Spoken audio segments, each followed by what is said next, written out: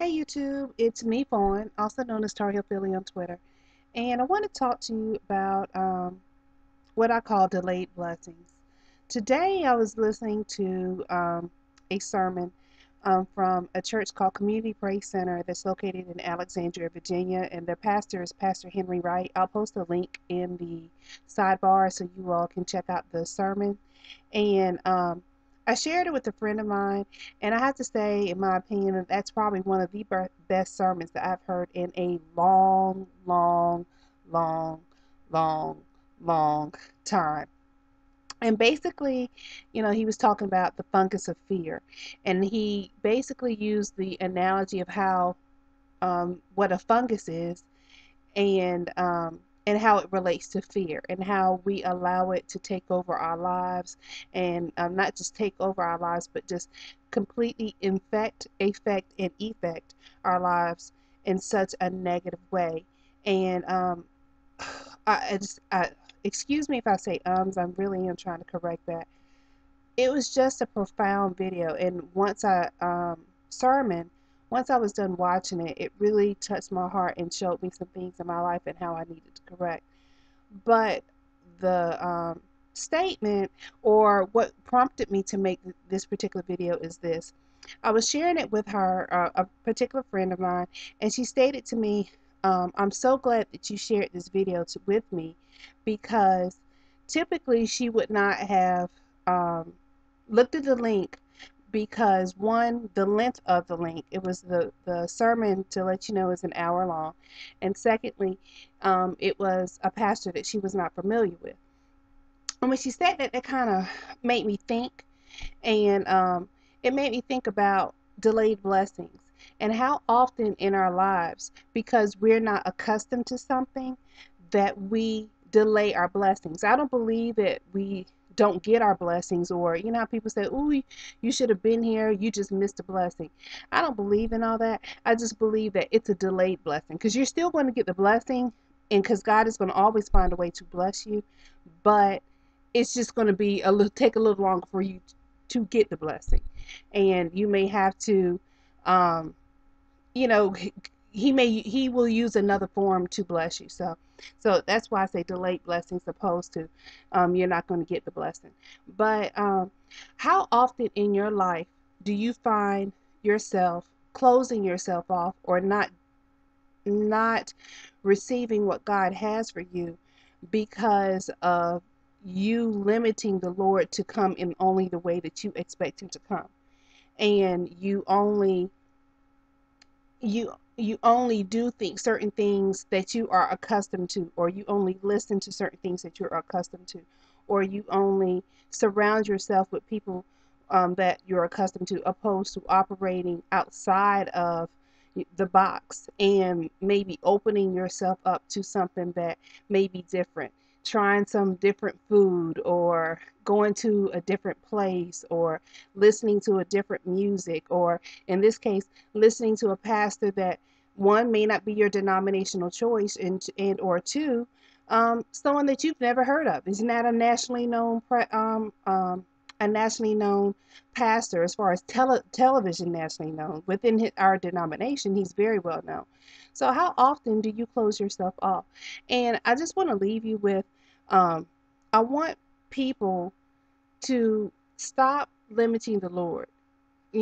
Don't think that he should come to you in the same way at all times, in all fashions. I always say, because it says it in the Bible, that God is the same today, yesterday, now, and forever.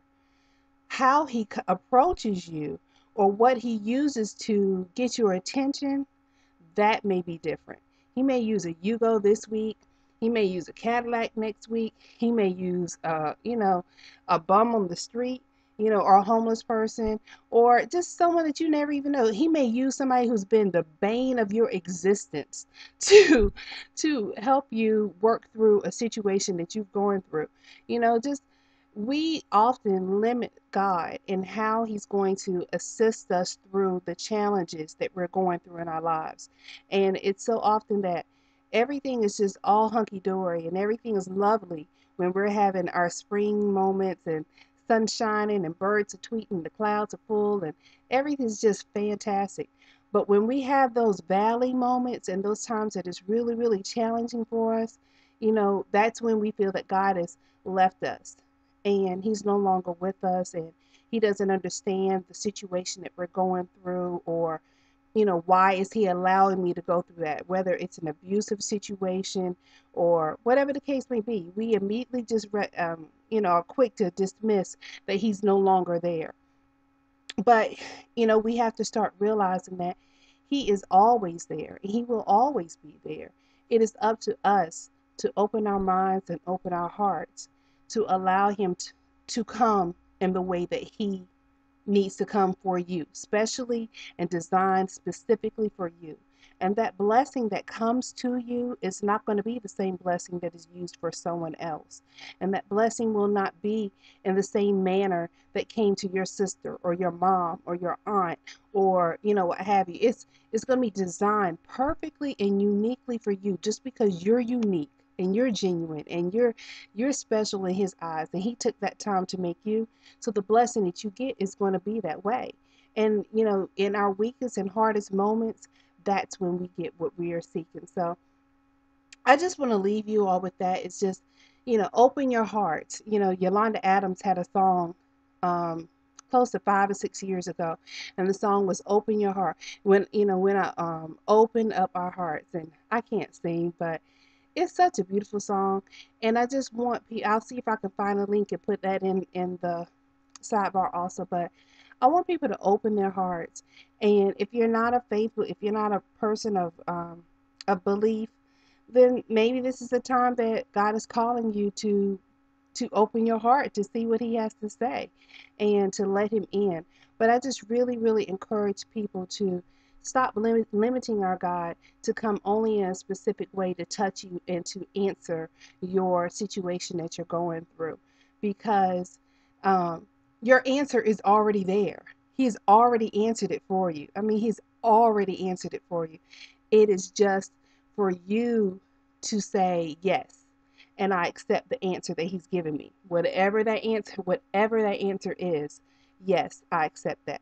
And to not just listen to God, but also be actors on what He's asking you to do. So it's one thing to listen, but it's another thing to do what He's asking you to do. So you definitely want to be convicted of what God is asking you to do in your life, but more importantly, you want to act upon what He's asking you to do. So, like they said, love is an action word. So, I leave you all with that. And oh, my last little thing, personal thing is my brother is in the Top Chef of Wilmington, North Carolina contest.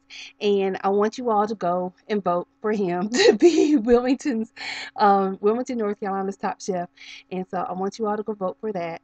And just so he'll be, Top Chef. And if you all come to Wilmington, his new restaurant is opening on Monday, and we are so excited. So if you all can come down to come visit, catch, I'll put a link for that also. So thank you for your time, and thank you for listening to my little ramble that I have for the moment. And may the Lord bless you and keep you, as we sing at the church I go to. So thank you so much for your time, and I hope you all have a phenomenal evening, and I'll talk with you all again soon. Bye.